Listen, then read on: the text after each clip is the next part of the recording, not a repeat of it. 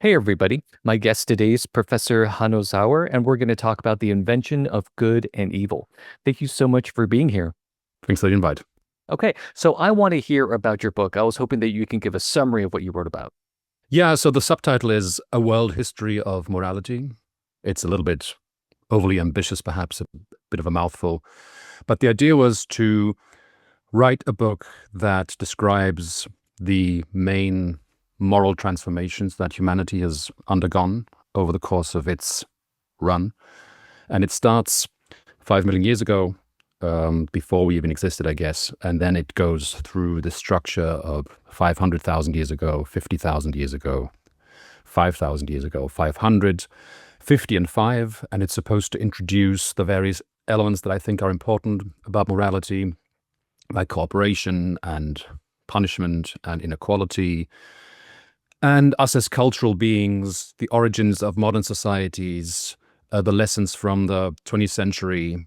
And then it's supposed to kind of give us this diagnosis of the present where all these elements come together. And I try to say something hopefully interesting, hopefully entertaining or enlightening or illuminating about the current moral zeitgeist, so to speak. And I go into all these topics like wokeness and identity politics and social justice, and try to provide a fair and reasonable overview over what's going on right now that draws on the insights that have been explained and developed in the rest of the book. Okay, so I want to take a quick step back here. The project is an historical work. Am I understanding that correctly? You were saying that, in fact, this is what our morality looked like all these thousands of years ago. And then this is what our morality looks like now. And you're kind of like explaining the evolution of that. Yeah, yeah.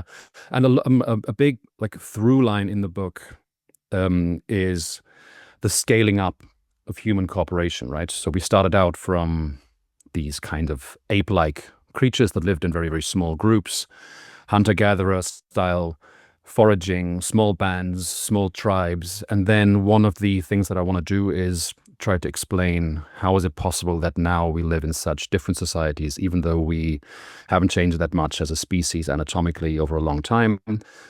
But why is it that we moved from these groups of a couple dozen individuals to massive societies that are interconnected with billions of individuals cooperating?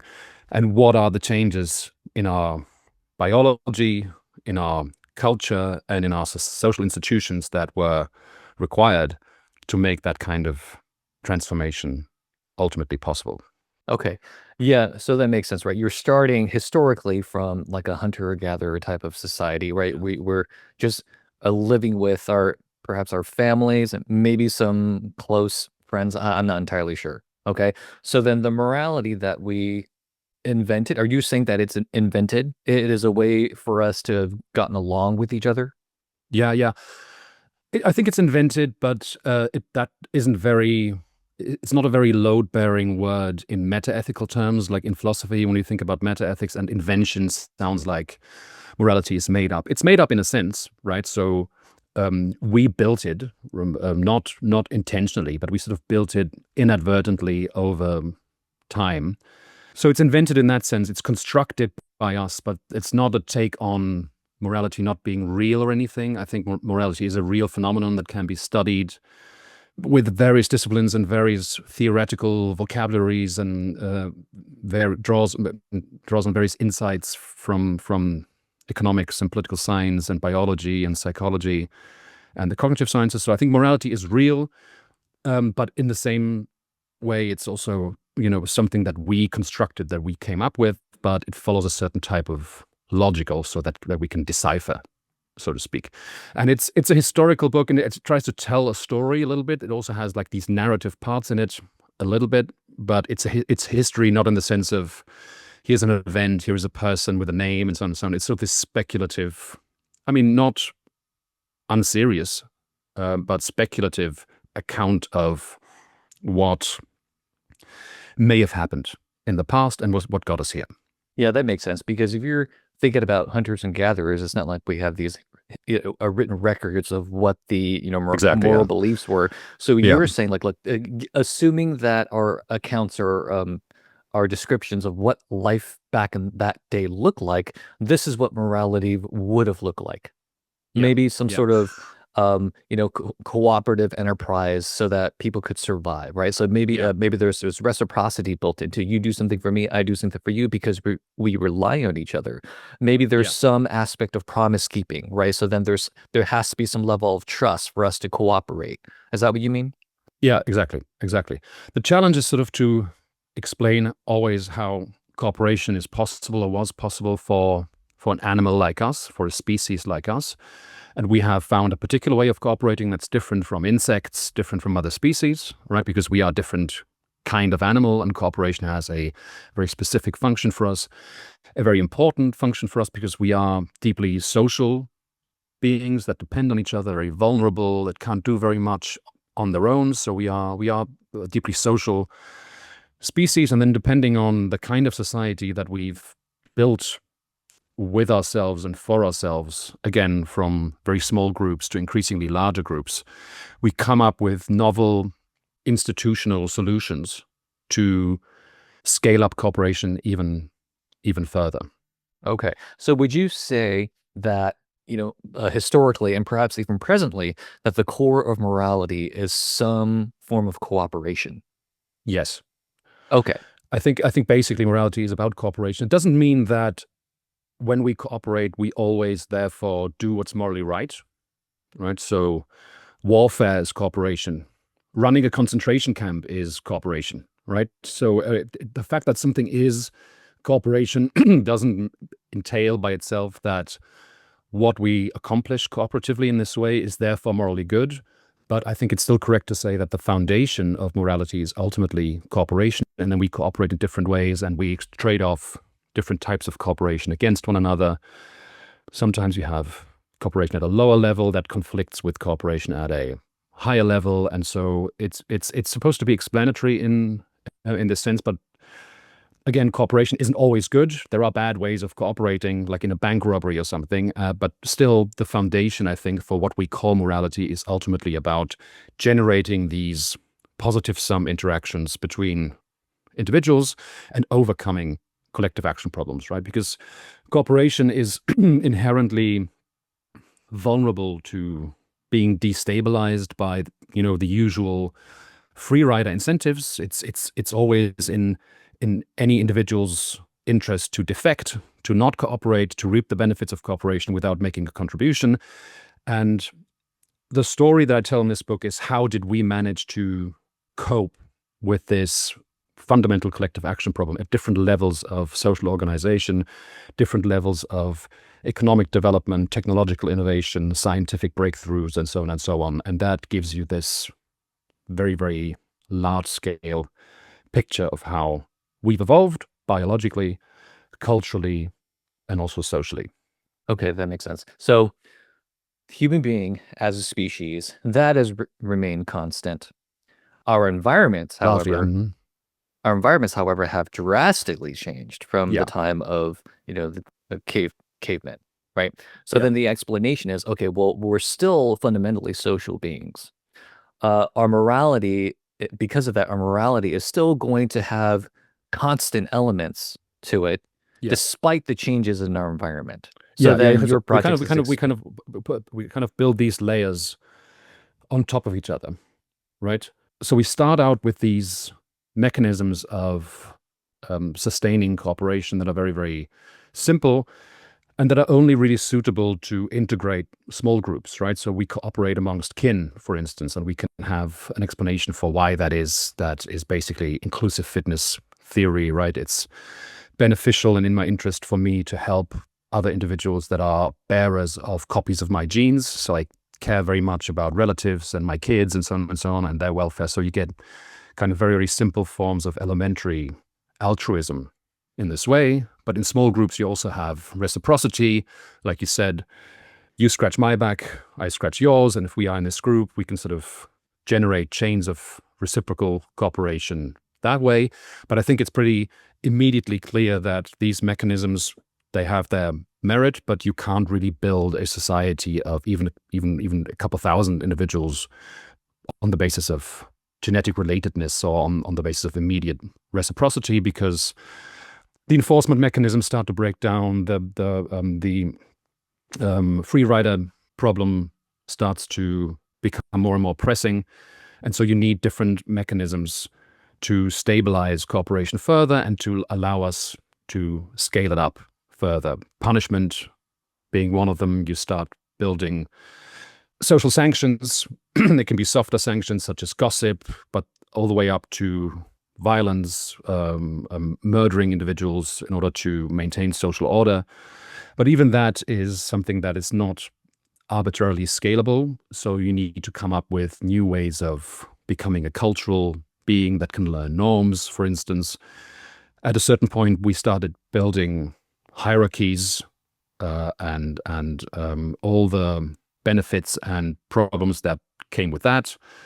And then we increasingly relied on external institutions to run our societies, and you end up with states and markets and scientific institutions and so on and so on that all allow us to cooperate in ever novel sort of ways. So our environment keeps changing, and it's largely because we've changed it, right? Because we are a very, very malleable and plastic species. We can live in very, very diverse ways still today.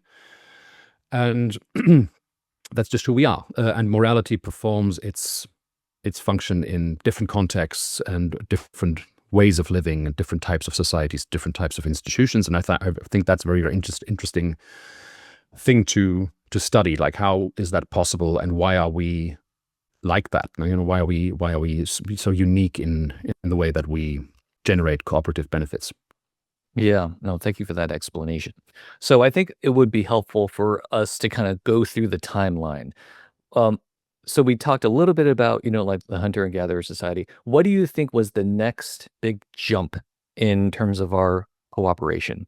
So the way I like to describe it sometimes is that we have a kind of reverse theodicy problem, right? So theodicy problem is, how do you explain suffering and immoral behavior given that there's supposed to be this benevolent, all-powerful, omniscient deity, right? And that makes it very, very hard to explain how badness could come into the world, right? But once you have a non-theistic framework, once you have a naturalistic worldview that doesn't include a divine entity like that, but you have this random back and forth of mutation, variation, and natural selection, all of a sudden you get the opposite problem, right? All of a sudden it's easy to explain why bad behavior and selfishness and so on would exist, right? Because it's this dog-eat-dog, nature red in tooth and claw kind of world.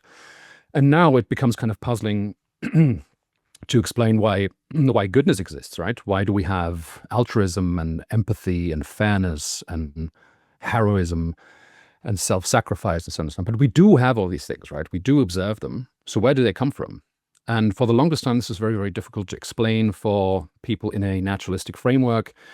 And theists thought this is forever going to be like a win for us, because it's never going to be, explainable within a Darwinian framework. But then over the past, not that long ago, over the past decades, people have come up with very, very precise models of, again, kin selection and reciprocity that do explain very, very rigorously how these things could be evolutionarily stable, how they could have evolved.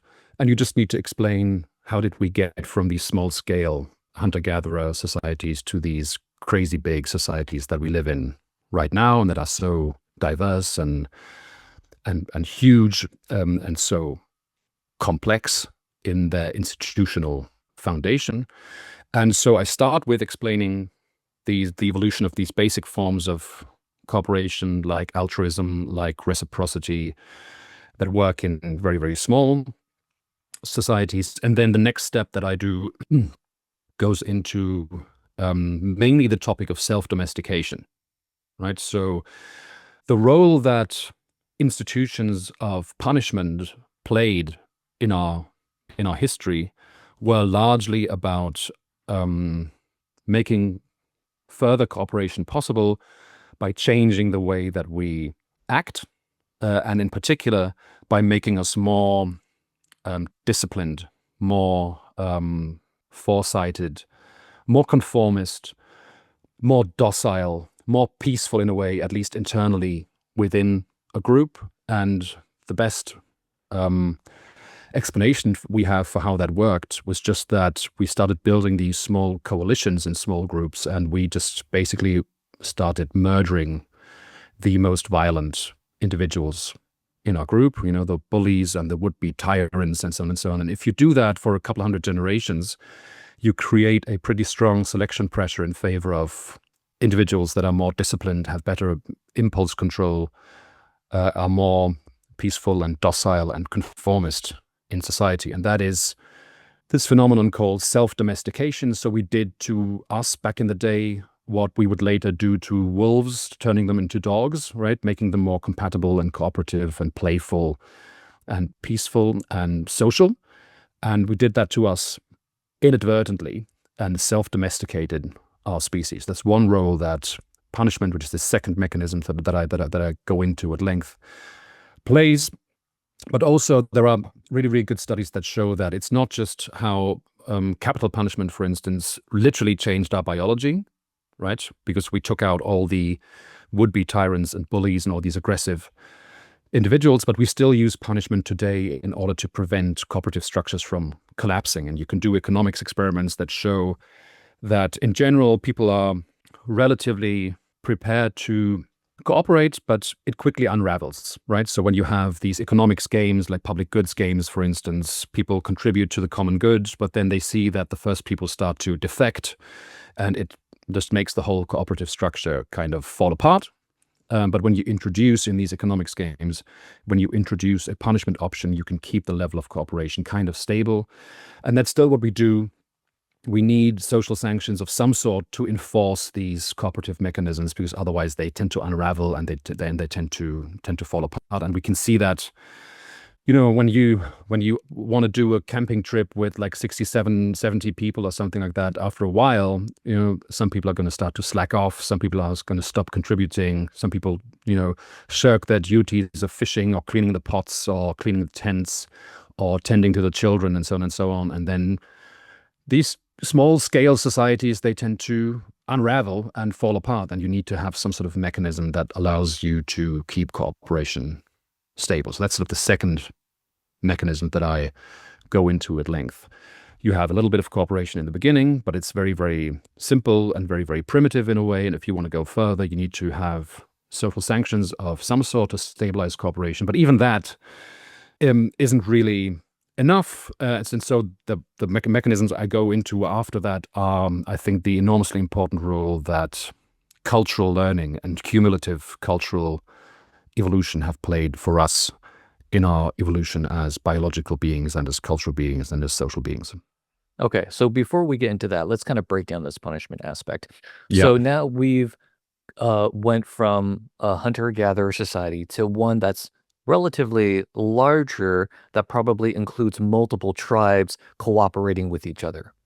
Yeah, I mean, you could still tell the story by remaining in one and the same group, but you sort of like make it a little bit bigger because you prevent that collapse from happening, because you introduce these social sanctions. So on. It's an interesting question what role competition between groups has played. Likely a big one, because we lived in a very harsh environment with scarce resources and competition for resources. So likely there was also an element of maybe a kind of group selection, where groups that happened to be more cooperative tended to proliferate more. It's a little bit unclear how to understand group selection and how real it is and what role it played in human evolution. But you definitely have intense intergroup competition that likely played a big role also in the evolution of turning us into these hyper cooperative beings. Okay, so we're not necessarily talking about cooperation between tribes. You're saying that in any situation where we rely on each other, which is pretty much all the situations, there is going to be some incentive as a group to punish those who are not cooperating, who are not like carrying their own weight. Yeah. So it could be within one tribe, right? Yeah. Okay. So But I mean that creates its own collective action problem, right? Because doing the punishing is also a thing that's a type of cooperation, right? So you have incentives to not do that. Punishing is costly in itself. So you get a kind of second order collective action problem of how do you explain how this punishing other individuals even gets off the ground, right? But apparently it did in some way. Maybe it's just something that some groups started to do, and it turned out to be something that was stable. But it's not trivial to explain why that was evolutionarily stable.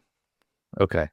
So because one of the ways that we punish people is by killing them, or perhaps Yeah, maybe ostracizing them and then they just die, yeah, yeah, there has been some effect on our biology, right? Perhaps the genes that were conducive to impulsive violent behavior or uncooperative behavior were weeded out of the gene yeah. pool.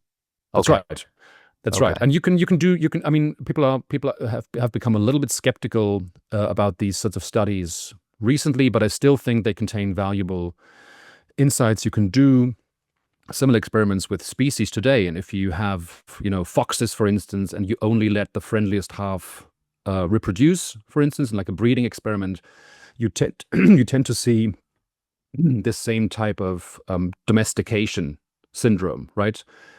These foxes, they become more playful, and they get very, very distinctive changes in their phenotype, in their appearance as well. They get floppy ears, right? They get white spots on the forehead, for instance, and they just become more neotenous also. So they become more, they look younger, right? And we are a little bit like that, right? So when you look at us and you compare us to our nearest relatives, could be chimpanzees, could be gorillas, we kind of look like an extremely domesticated, super friendly, docile and playful ape, right? And that's likely what we did to us, what happened to us. I mean, there are many, many other things that are responsible for the way we look, upright posture and less hair and so on and so on.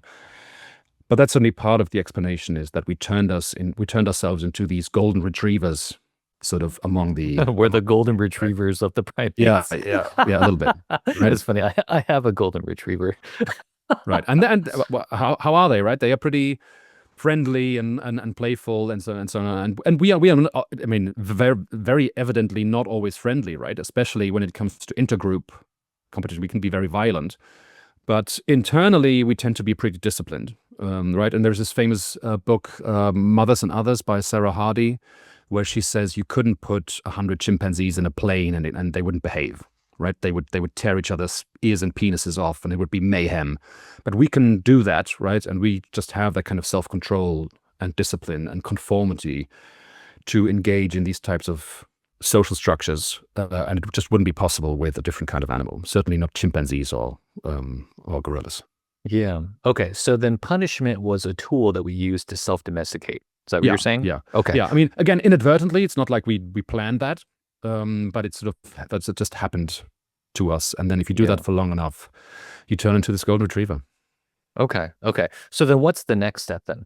So, I mean, of course, this whole chronology is a little bit arbitrary, right? It's not like literally you have one phase and then that's complete, and then you have the next phase and then that's complete. It all, runs into each other. But I try to organize the story in this way. I think it kind of works out in terms of the timeline, but it shouldn't be taken too literally, right?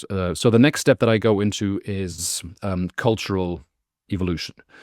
It's often been noted, has often been noted, I mean, throughout history, but especially in the Enlightenment, for instance, but in Blumenbach and Herder and so on and so on. Also a little bit in Kant, later Nietzsche talks about it, that we seem to be a strange kind of animal because we can't really do anything, right? We don't really have these pre-installed instincts. We are highly dependent for many, many, many years.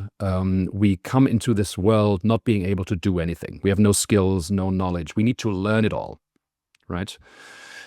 And so in the Enlightenment, they came up with this term, in German, it's Mängelwesen. The translation would be a kind of deficient being. We have all these deficits, right? All these deficiencies. And it's strange, right? When you look at a giraffe, when it's born, it kind of like drops down on the floor, and then you wait a couple minutes and it's a giraffe, right? It's good to go, right? It gets up and And it's a giraffe, right? It knows how to eat, it knows what to do, it knows how to walk, and it's just a small giraffe. We are very, very different.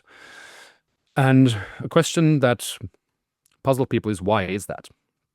Right? At the same time, we're not just dependent on social learning, but we are also extremely good at it, right?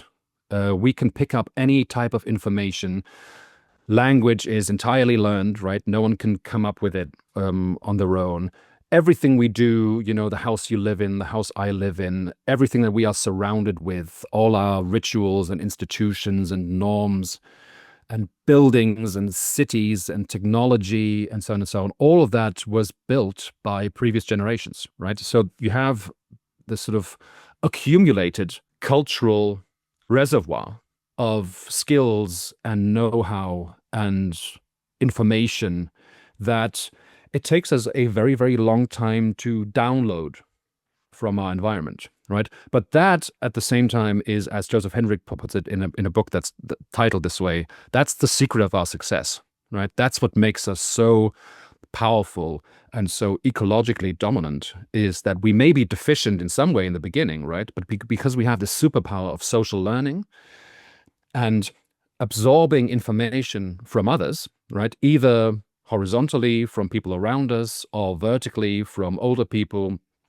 or in many, many cases, even from people from previous generations that are long dead, right? We live in cities that are hundreds of thousands of years old, right? And they've not been built by us, and we couldn't build them if we wanted to. If they disappeared, if they vanished overnight, we couldn't come up with it, right? And that played an extremely significant role in our evolution, and basically changed us completely and turned us into these even more highly dependent social individuals that cannot function at all without this supply of cultural knowledge and know-how, right?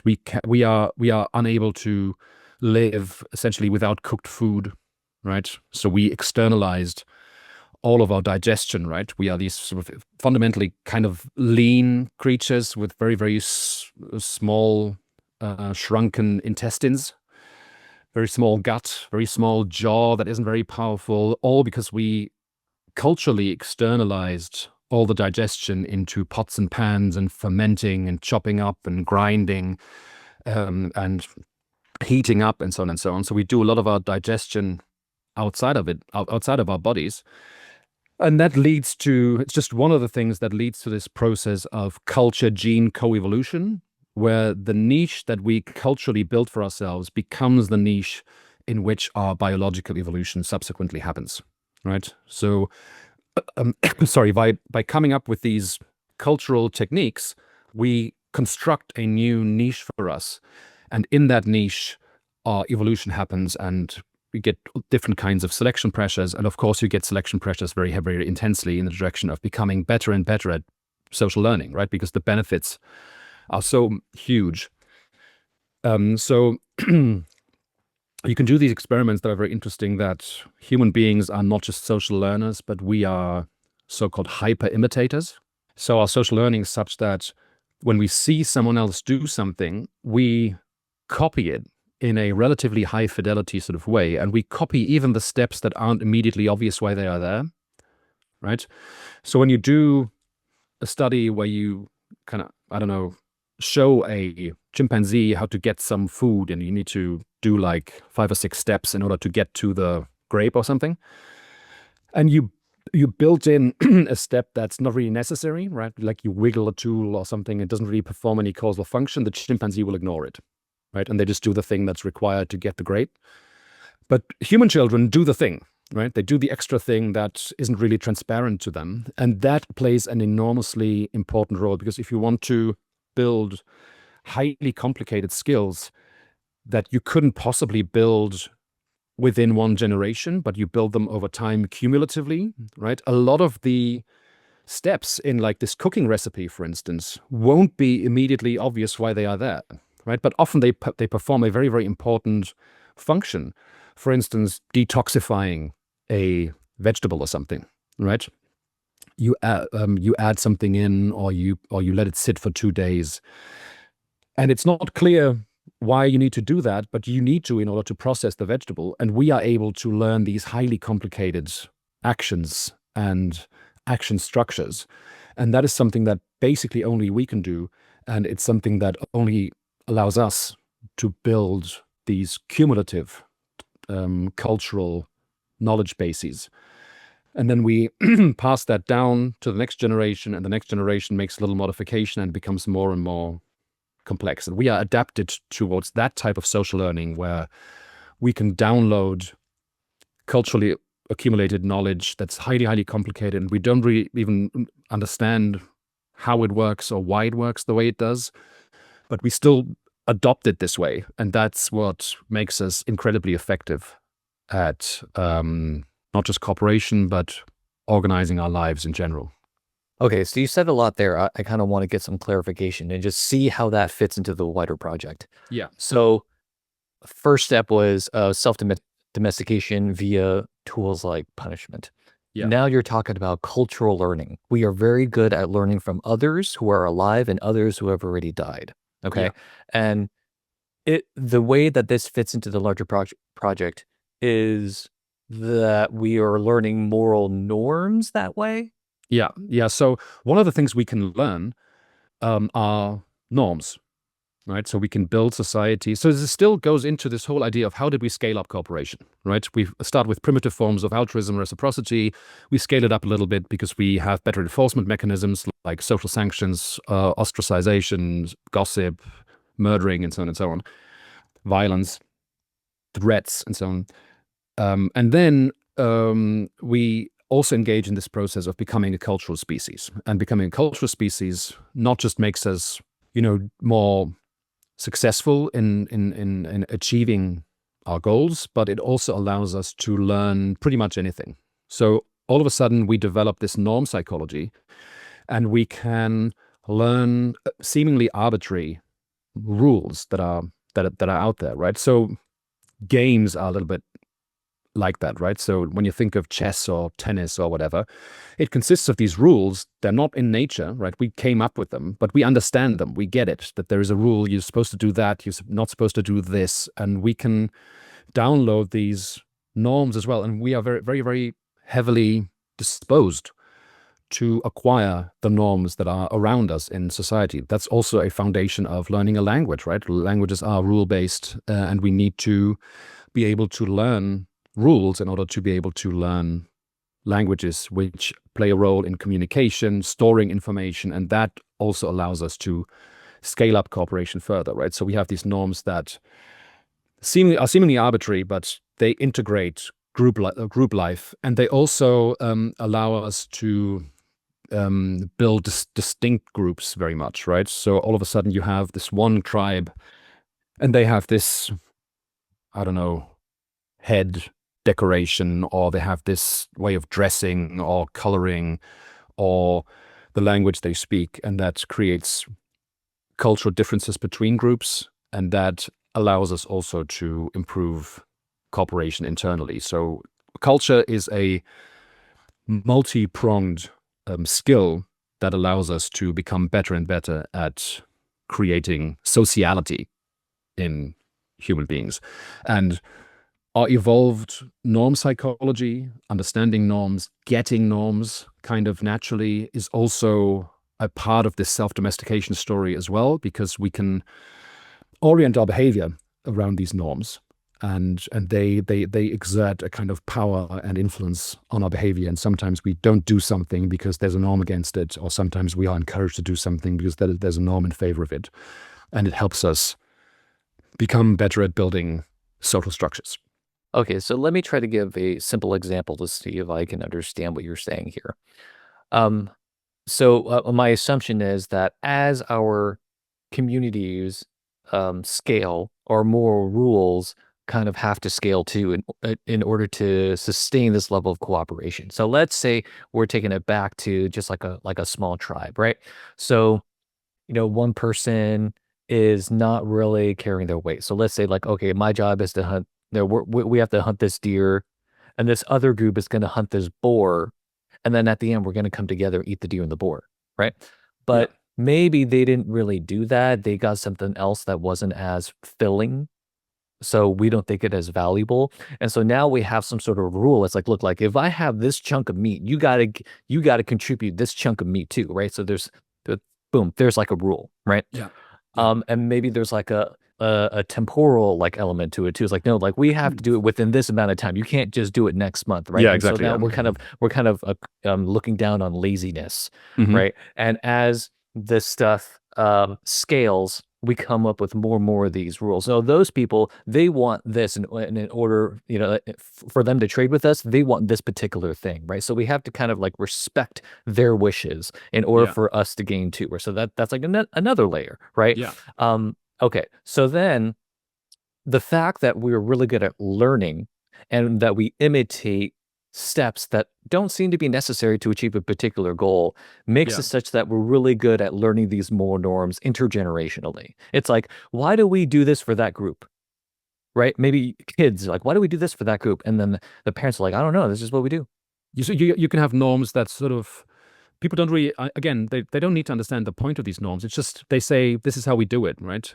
But these norms they can generate basic forms of fairness, for instance, and sharing resources. So you have this large animal that you bring home, and then you have this rule in your group that okay, the women get that part, the men get that part, the oldest gets that part, the children gets that part, and so on and so on. And so you sort of naturally split up the animal in a fair sort of way. And it seems kind of arbitrary, right? But it serves this function of solving a distribution problem. Otherwise, you would have to haggle every time, who gets what, and so on and so on. And I hunted, I get the biggest, and so on and so on. And so the evolution of norms just solves many of these coordination problems, right? And allocation problems and distribution problems as well. Yeah. Okay. All right. So that part I guess. So the fact that we're able to kind of learn like that, I mean, that just makes me think of how philosophers construe the human being as the rational animal, right? We possess theoretical and practical rationality. It allows us to attain this knowledge. So that makes perfect sense to me. The where I'm a little still not understanding is how that relates to the fact that when we're born, we're very helpless. Like, Yeah.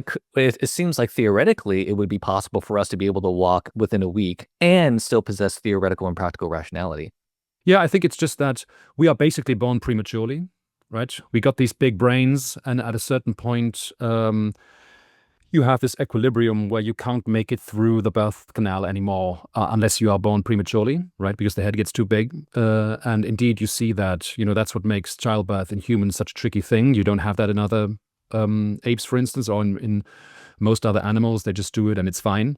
But our social learning capacity, this big brain that we have, this big kind of empty brain, it's not entirely empty, of course, it's not a blank slate kind of view, but it's a pretty blank slate, right? It's something that we can ride a lot on this slate. We come with very little pre-existing knowledge and skills into the world, and the idea is that we have this big sort of empty brain that is dependent on acquiring all that information via social learning, essentially. So there is this term that we are a sort of a physiological, prematurely born species, and that makes us, again, highly dependent and vulnerable, but also powerful because we can engage in all this social learning, and we can learn so many different things, and we can learn so much, including these seemingly arbitrary steps. And that, I think, when you look at moral codes all over the world, you often find, of course, that they have prohibitions against unjustified killing, for instance. And you have sort of moral rules around these existential questions like life and death and so on and so on. But you pretty much always have this really, really strong emphasis on you shouldn't lie and you should keep your promises, right?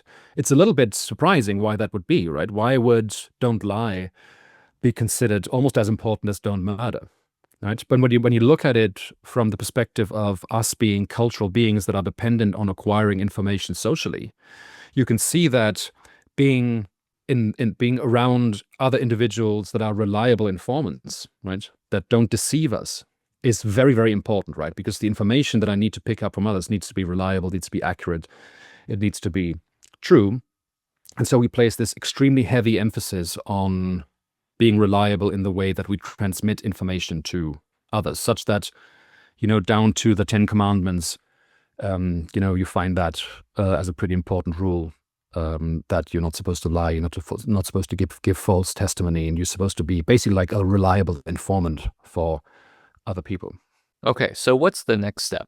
The way I organize it in the book is that this cultural evolution thing, I mean, it's obviously much older, but I think it really takes off sort of a couple of, you know, in the book, it's the 50,000 years chapter. So the next step would be 5,000 years. So now what you see is that all of a sudden we live in these really, really different types of societies, right? Sedentary societies, societies that have irrigation systems, that have agriculture, that have an economic surplus, that have inequality, that have hierarchy, slavery, they have urbanization, they have monuments, and so on and so on. So all of a sudden you find basically these ways of living where you have pretty large cities, right? Maybe 10,000 individuals, maybe 50,000 individuals around a huge building in the middle, and you have houses and so on and so on, and you have agriculture. And you have huge inequality. And that creates another explanatory puzzle. Where did that come from? Because for the longest time, we now believe that for the longest time, our lifestyle was pretty egalitarian, right? So we had a surprisingly high degree of equality. We didn't have much political inequality or domination. We now believe that also gender equality was surprisingly high, right? There wasn't real, there was division of labor, of course, but you didn't really have political power concentrated in a patriarchy or something, right? But all of a sudden you find all of these things. And the question is, why is that, right? And I think it belongs to that same kind of story of, once we were cultural beings, we figured out all these techniques, and that allowed us to, for the first time in our history, to generate a kind of economic surplus, right, with extra resources that you can store and so on and so on. And once you have that, you get other types of cooperation, maybe small groups that manage to expropriate a disproportionate share of that economic surplus, right? So you have wealth inequalities that start emerging, you have prestige hierarchies that start to play a huge role, and then we come up with institutions and rules and norms, which we can also do now, and narratives and stories to stabilize that structure, right? So all of a sudden you have kind of a society that becomes politically and economically very, very unequal. And we have left this sort of relatively pleasant state of egalitarian hunter-gatherer existence, and we start building these highly unequal societies where the vast majority of individuals kind of lead miserable lives, and they toil in the fields, and they are enslaved and oppressed, and so on and so on. And you see that many, many tribes didn't want to be assimilated to that type of life, right? So they tried to flee, and of course they eventually had to succumb to the military might of these early civilizations, early empires. So they would win, right? And ultimately everyone got kind of swept up in that new lifestyle. That was pretty bad for the majority of people, but it was highly advantageous for a small group of people that managed to turn themselves into the kind of elite in society, right? And you get for the first time, you get also a kind of priestly caste, a kind of intellectual caste that comes up with reasons for why the system is good and why God wants it this way. For the first time, which is also extremely important, you find, a couple thousand years ago, you find that people start writing down their laws, right? So the whole story with the Ten Commandments and Moses coming down from Mount Sinai and so on and so on, it's not like people found out that murdering is wrong, right? Because it was written down, right? They knew that before. It's a story of how these things were written down for the first time, right? And that is a new technology that creates public knowledge of what the rules are, and you can kind of appeal to them. And that's also another mechanism that allowed us to build larger and larger societies. And you have these structures of inequality, and we haven't been able to get rid of them ever since. Okay, so the big step you were saying that kind of characterizes this environmental, cultural, revolutionary change is the presence of inequality. We get better at farming, right? Yeah. And that leads to a surplus. And when there's a surplus, just because of how human beings are, there's going to be some sort of inequality in regards to the allocation of those resources. Maybe Yeah. one person's like, well, like I did more of the work, so maybe, I'm going to keep more of the surplus. Like Yeah. you were a little lazy, so you don't get as much. You're right. Yeah. Already, right? Or maybe I'm older, Exactly. right? I people come to me because, like I have more experience in life, and so maybe I should get more of that Yeah, it could resource. also be that I'm just more sociopathic. I just claim it violently, right? And because our Yes. society is now so relatively large, all these mechanisms that earlier allowed us to compress these emerging inequalities, because they would always bubble up, right? All these mechanisms, they start to not function anymore. They start to be disabled, right? Because the society is so large that we can't really keep a lid on inequality anymore. And some people just sort of manage to expropriate a disproportionate share of the surplus. And you see that invariably, these early empires and early civilizations, they depend on grain, for instance, right? And the reason for that appears to be that grain is very storable, right? Unlike potatoes or other types of vegetables, which go bad, and you can then and they're underground, right? So you can hide them. Grain is very countable. You have like a sack of grain, and that also makes it very taxable, right? So when I'm sort of the big man, right? I'm the boss, or I'm the whatever, the king, I can all of a sudden ask the people that work around me as slaves or on the fields or as farmers. I can ask them to kick up some of their profits to me, and thereby I accumulate more and more wealth that stabilizes my power further. I can start to, like I said, afford to hire the nerds in my group to come up with reasons for why I'm entitled to this, right? That's because, our God wants this, and I have this, maybe divine origin. I come from this special family, all these made up stories. And I kind of form these coalitions with them, and then you have inequality, and we basically still live in some ways in that type of society that's relatively large, and the mechanisms that allowed us in the past to prevent economic and political inequality from emerging and becoming stable, these mechanisms don't function anymore. And now that's what we still have. We still have societies that are hugely unequal, and we haven't found a way yet to get rid of that, even though we fundamentally, emotionally don't really like inequality. We don't like unfairness. We don't like oppression, but we have built societies that disallow us to get rid of it. So I think that story is basically how things went down. Recently, a book came out that generated a lot of attention, and maybe you've heard of it. It was Graeber and Wengrow, The Dawn of Everything, where they tell a different type of story, and they try to say something like, don't buy this idea, right? Don't buy this idea that there is a natural progression from small societies that are equal to larger societies that are highly unequal. People are trying to sell you this narrative, are trying to kind of suffocate your political imagination. Actually, we can build large-scale societies that are politically more diverse and that have more equality, and people used to have small societies that were highly unequal. And sometimes it's changed from winter to summer, and it was seasonal, how people used to live, and so on and so on. So don't buy this narrative. But I think the evidence they have is really very, very poor. And now the book is, I think, largely understood to be kind of shoddy and largely made up. So I feel not largely made up. I don't want to say that. It's an interesting book and interestingly written. But I think the alternative narrative that they have doesn't really hold up to scrutiny. And I think this basic story that I told still holds up, is that we scale up cooperation and you get all these mechanisms that generate economic, material, and political inequality. And that started happening maybe 10-ish thousand years ago, but really took off with early empires and civilizations 5,000 years ago. And we've invented we went down this kind of path separately in different places in the world at sort of different times, but close to each other. It happened in Mesopotamia. It happened in East Asia. It happened even in the Americas, right? So totally independently, you get that kind of dynamic that suggests that this tends to happen when you have a species like us. At some point, this stuff happens, and you get inequality in political and material terms.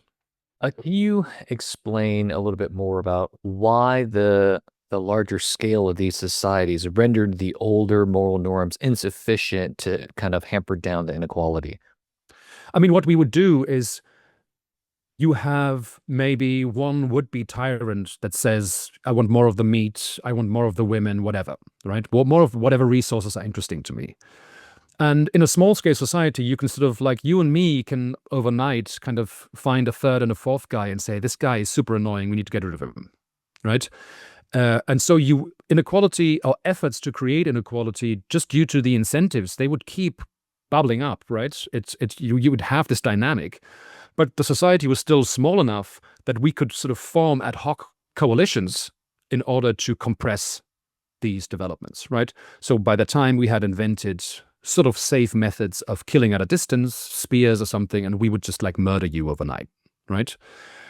That's, how you can imagine this going down, or one way of illustrating this phenomenon. But once you have, this very, very slow and incremental and subtle development in the direction of larger and larger societies that become economically more powerful, you get certain changes in the climate that in certain places in the world seem to make a sedentary agriculture-based lifestyle more profitable, right? So you start settling down, you start becoming better because you are a cultural being at generating an economic surplus, at storage and dealing with plants and tending to them and so on and so on. So you generate this surplus, but you're already a relatively large society, right? So all of a sudden you have maybe a small group of people that form an alliance, and they expropriate a disproportionate share of these resources, and the rest of society is now stuck in a new collective action problem because they are so large now that it's difficult for them to organize against this, right? Maybe you have also various incentives, like I don't really want to do anything about that because I still sort of benefit a little bit from them, and it's too risky for me to try to do anything about this. They already have these resources. They are already pretty unpleasant, a pretty unpleasant group. So I'm just going to try to kind of like wait it out, and that's how these structures emerge. So you get, essentially, due to group size, a new free rider problem that at a certain group size, we don't manage to do anything against these coalitions anymore. And that's also what you see in, for instance, Marxist theory, right? So Marx thought that at a certain point, wealth concentration is going to be like that, and then all the the proletariat is going to be incentivized to do something about it. Turns out they weren't, right? Because it was difficult for them to organize, right? And they couldn't get that revolution off the ground because revolution is cooperation that is undermined by free riding, right? And it's risky and so on and so on.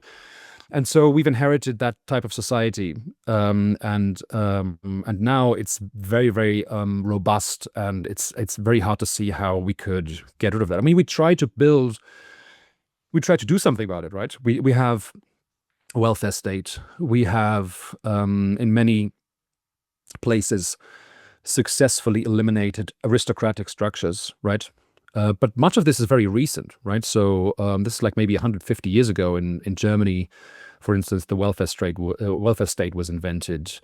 In Germany, again, aristocratic structures were eliminated only 100 years ago, right? So we do something about it, and we want to get rid of the most egregious inequalities and build institutions of redistribution and equal rights and equal political participation in democracy and so on and so on. So we try to do something about it, but ultimately we don't get rid of whatever extreme inequality persists. And we kind of try to moderate it a little bit. And we also try to, if we must accept it, we try to at least channel it into socially beneficial avenues, right? So at least if you want to be a billionaire, you better invent something useful, right? Of course, that's very much an imperfect mechanism, but at least we have this idea that if we can't get rid of these types of inequality, at least we want to tie them to something that's beneficial for the majority in society. Often it doesn't play out this way, of course, but that's how we try to deal with the type of inequality that we cannot really fundamentally get rid of. Okay. So what comes after inequality? I mean, we still have that inequality today, but Yeah, it sounded like from the beginning that there were other cultural changes that were significant. yeah. So the 500 years chapter is basically about the origins of modern society, right? So kind of 500 years ago, and then really 300, 250 years ago, something very distinctive starts to happen in some places in the world. At the time, mostly Central Europe. You get enormous economic growth, you get enormous scientific breakthroughs, technological innovation, and so on. And modern society, basically, right, with modern institutions.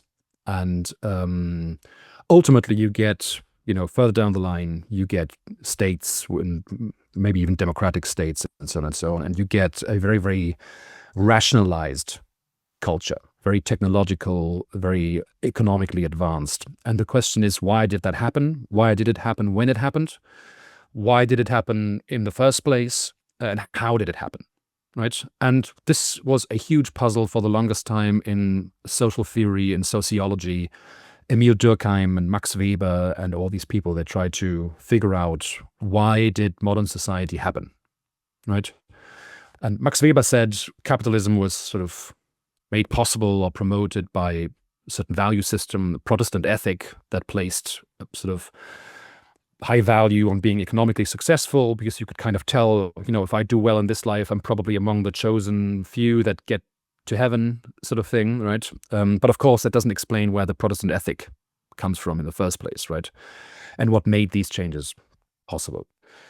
And now I think that we have a really, really solid answer now how that worked. And it's extremely interesting, and it's extremely counterintuitive also. So there's this book that came out a couple of years ago. It's called The Weirdest People in the World. Maybe you've heard of it.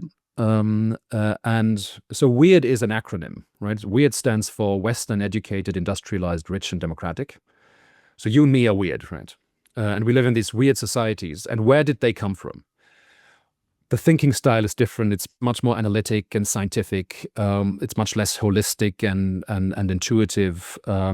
Systems of punishment are much more specific, so you don't really punish the other family, right? You don't have these blood feuds, but you have, only the guy that did it gets punished, and so on and so on. So all these innovations in how we think and how we run society. You get markets. All of a sudden, you start to understand society not as something that is sort of naturally grown, right? But you start to understand society as a kind of contract for mutual benefit, right? So social contract theory is a very, very strange way of thinking about society, right? People in the past didn't usually think like that. They thought about it as more like it's a nation, it's an ethnic, tribe with shared bloodline, and so on and so on. And then you have this ruling family, and they are in charge, and so on and so on. But nothing about it is contractual, right? And in specifically modern thinking, you start to think about, okay, it's just a bunch of individuals in society, better play out for their benefit. Otherwise, they have no incentive in joining or staying. It's a very strange way of thinking about, a weird way of thinking about what society is and how it's supposed to work. And so in this book, The Weirdest People in the World, which is a massive effort, the idea is that for some reason, roughly 1,500 years ago, in some places in Central Europe, in England, in France, Germany, what's now France, Germany, England, and so on and so on, at the time, Western Church, so it wasn't the Catholic Church yet, because it was before Protestantism, it was just Western Christianity, the Western Church, they started to destroy the traditional family structures in Europe, right? They started to prohibit cousin marriage, first cousins, then second, third, fourth, and so on and so on. They start coming up with new forms of bequest and inheritance. And so everything that made society function, and in up until then, basically family and kinship as the fundamental organizing principles of sociality, they destroyed, right? And they just came up with something that in the book is called the marriage and family program of the church. So you have to, leave the household. You build these nuclear families, right? You can't marry in your family anymore. You need to find someone new, thereby sort of wearing down these family structures. And that created an institutional vacuum, kind of, that allowed us, or allowed these people in these places at the time to replace the traditional kinship-based structures of social organization with institutions that were based on essentially voluntary agreement, right? So you get institutions like monasteries, universities, cities, clubs, corporations, markets, and so on and so on, that are not based on how related we are, but they are based on a non-kinship kind of currency, right? And I can join them if I want to live in that city, or if I want to be in that monastery, or if I want to be a part of that corporation. All of a sudden, blood and kinship don't play that big a role, and that created the modern institutional world. And then you wait a couple hundred years, or maybe like 1,000 years, and then around 1500, social evolution and cultural and institutional evolution has reached a point where basically you get this tipping point, and modern societies really start to take off, and you get markets and political institutions that protect these markets, and you get economic growth, scientific innovation, technological innovation, and they all kind of hang together. And that then, of course, spreads, often violently to other places, right? Colonial projects, North America, South America, and so on and so on, which are basically, conquered by Europeans, because they were just as, dominant and powerful as the early civilizations were 5,000 years ago, and the other societies just didn't have anything that they could do about it, right? Because military might and technological innovation was so far advanced relative to these other places in the world, that became the dominant model, kind of, roughly speaking, right? There are many exceptions and so on and so on. And East Asia is always an interesting phenomenon. But basically, that's the story of how modern society originated. Oh, okay. I think at the beginning you mentioned that you also touch upon wokeness. Yeah, yeah, Is that correct? How does that fit into this? So ultimately, I reached the present in this story. And then I think everyone, who's sort of with some sort of intellectual interest is, I think, somewhat interested in what's happening right now, right? All these new words and new problems people see, and so on and so on. And we still live in very, very unequal and socially unjust societies. I think that's very hard to deny or explain away. But of course, once you have, like the story I just told like a couple hundred years ago, once you have this new framework, these new ideas, this new moral, political, social, and normative vocabulary of individuals and their rights and equality, and everyone has the same kind of dignity, and everyone is supposed to be a part of the franchise, and so on and so on. Once you have that way of thinking about society, of course, you're going to find the society that we in fact live in to be pretty objectionable, right? Because you have it makes a huge difference to how your life goes, depending on which family you're born into, your skin color, your education, your gender, and so on and so on. It's just there's lots of injustice and unfairness in the world, right? And so in modern societies, people start to criticize that and find that very objectionable. And I think that's normal and healthy.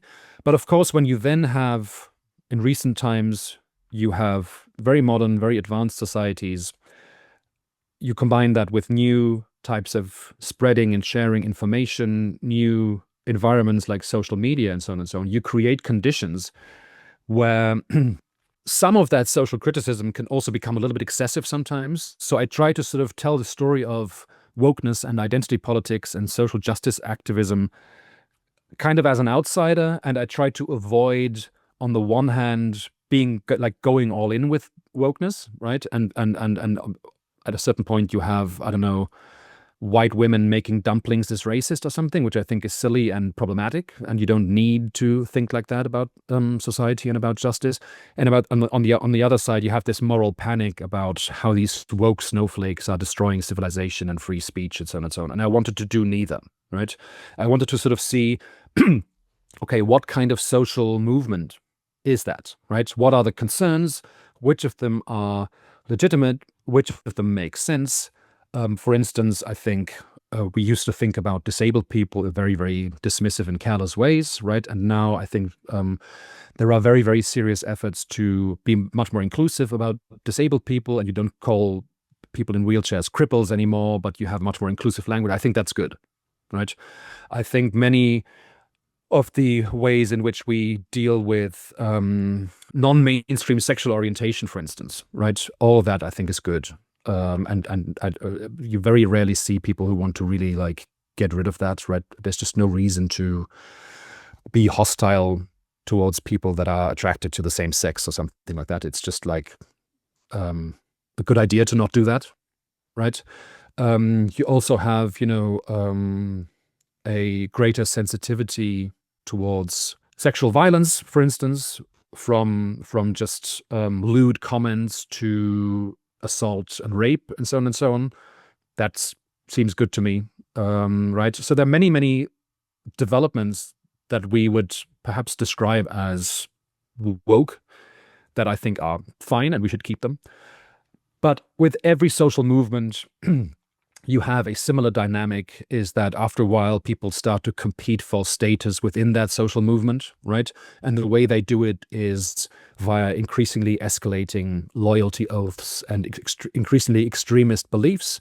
And that's how you get basically, I don't know, the weirdest excesses of what people complain about when they complain about wokeness, right? You get, for instance, a very, very unhealthy way of dealing with, for instance, trans inclusion, right? Which is it's an important topic, and it's a tricky topic. But I think the way that was handled recently was imprudent and strategically not so wise. And you get people just saying, biological males are not biological males, stuff like that, right? Where and there's no need for people to say stuff like that. You can deal with this sensitive issue of trans inclusion and gender dysphoria in a more reasonable kind of way. Or you get, social movements that say we don't want any kind of enforcement mechanism. We don't want police, or all white people are, have this original sin of being white and so on and so on. I think these examples, and they have captured the attention of the media, I think, in an outsized sort of way. But I try to describe why this happens and how we can keep the good bits that are legitimate and interesting, and how we can maybe separate them from the either exaggerated bits or sometimes silly and bizarre ideas. Okay, and you're saying that this wokeness, or this phenomenon of wokeness, was a product of our technological revolution in communication. Well, it's amplified by that, for sure. It's amplified by that. Okay, It's so amplified. It wasn't wokeness. solely the product of that. You have the 21st century, right? After World War II, you have a new institutional framework where you have a very long period of peace, a very long period of economic growth. And you have societies that start to think about, okay, do we live the way that we want to live, right? Do we conform to our ideals of justice and rights and individuality? And often you find that we don't. And so people start thinking about, how can we make that happen, right? And that's, I think, ultimately what leads to these new ways of moralizing society. But it's not an entirely novel. You have distinctive moral ideas and moral revolutions at all times, right? You had it in the 68 student movement had their own type of political thinking. You had it in the Weimar Republic in the 20s. You had it in Victorian times. People have sort of distinctive moral concerns about their times, and that's the one that we have right now with individuality and group membership and racism, sexism, and belonging, and so on and so on. So it's a normal phenomenon, and I try to read it as a normal phenomenon, and then try to say, okay, it's to be expected that some of it is going to be not so legitimate and maybe exaggerated, and it's fine. Okay. Right. Let's just get rid of the bad ideas and keep the good ones. Yeah, that makes sense. Okay, so the human story, it's not done. Okay, so what do you think the next stage is? Like, do you think we're going to come up with ways to successfully tackle this problem of inequality that we've been suffering from hundreds of years? Yeah, I mean, I sometimes like to say that I'm like 51% optimistic, right? It's hard to say. It's hard to say. In a way, this also goes to this how do we scale up cooperation kind of question, right? So we are right now in this moment where the question is, will we manage to make the next step towards truly global cooperation? I think that would be good because all the interesting problems that everyone talks about are global problems, right? We are already economically a global species and we cause global problems, right? Climate change, pandemics, economic growth, inequality, financial system, AI, technology, and so on and so on. And there simply are no solutions, no national solutions to these problems, right? There is no US solution to pandemics. There is no German solution to climate change, right? If we're ever going to solve these problems and tackle these problems, we have to do it together, globally, right? Not everyone needs to be on board, but the vast majority of them needs to find ways of cooperating globally. We already try to do that, I think, and we have started to build global institutions that are kind of able to do that a little bit, but that's the step that we are making right, or that everybody are trying to make right now, and we're trying it for the first time, right? Presumably, when we tried to come up with early civilizations and early urbanization a couple thousand years ago, we had multiple attempts, right? Some of them failed and collapsed, and then we made a new attempt. But this may be the only shot that we get, right? And we have done it in the past, but it's very tricky, and there's no guarantee that it will succeed, which is why I find it so frustrating. Like the way I think about these current geopolitical conflicts, for instance, is not really so much about the details, right? It's not really so much about Russia, Ukraine, Israel, Palestine, whatever. It's more general and abstract in that it's precisely the sort of thing that is not supposed to happen if you want to make that global cooperation step, right? So that takes us back, regardless of the horror and the atrocities that happen and the human suffering, which is all, of course, very, very important. But from this other perspective, it's just literally trying to take us back into these territorial conflicts from 100 years ago or 1,000 years ago. And that's very frustrating. And it's precisely the kind of thing that right now we should better not be doing, right? Right now we should do everything in our power to overcome these types of ethnic and cultural divisions. And we already have enough instability and conflict and cultural misunderstanding anyway, right? And different political systems and so on and so on. But we should try to come up with ways for Europe and the US and China to cooperate successfully, right? And so likewise, these political movements, whatever, let's focus on England, let's focus on America and so on, are frustrating also for precisely that reason. Even if I'm not even saying anything partisan about this, right? I think it's just sort of like the wrong idea to say, no, we should focus on our nation first, because that's precisely not going to be something that will allow us to tackle these most urgent and most important problems that we inevitably face today. So any step that undermines further smooth and successful cooperation between this superpower and this superpower is already counterproductive, right? Because it's the very opposite of what will allow us to scale up cooperation successfully to come up with solutions to climate change and AI and pandemics. It's interesting. What you just said makes me think that we need a modern day version of the Western Christian church on a planetary scale, but instead of breaking the familial bond, it's to break the national bond. Yeah, and the question is whether that's possible, right? Some people say no, that we can't really do it.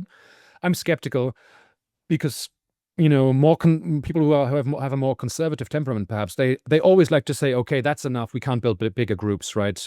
But these predictions have failed in the past. 100 years ago, it was unthinkable that France and Germany and England would be best friends. And I don't know if they're best friends, but it works pretty well, right? I like them. But people used to say, no, there's forever going to be war between these nations when we are arch enemies, and that's the way it should be. Now we have open borders between 27 European nations, and it's pretty good, right? And so any effort to say sort of, no, let's get out of that is, I think, stupid. And what we need is the opposite. What we need is to work towards, to not erase cultural diversity, right? It's great. Let people from Taiwan have their culture, right? This doesn't have to be homogenous. But we don't have to be homogenous, between the Netherlands and Belgium either, right? We can still cooperate between them. We can have cultural diversity and the beauty that comes with that and from that. But on top of that, we can build successful institutions of cooperating economically, politically, in order to deal with these problems. And I think that's what we should try to do, and we should try to stop sabotaging that. All right. I think it's a good place to wrap things up. I really enjoyed this conversation. Thank you so much for being here. Thank you. Thank you. It was a lot of fun. Thanks for tuning in to The Ethical Frontier. If you want to support my work, you can do so at patreon.com/chenphilosophy.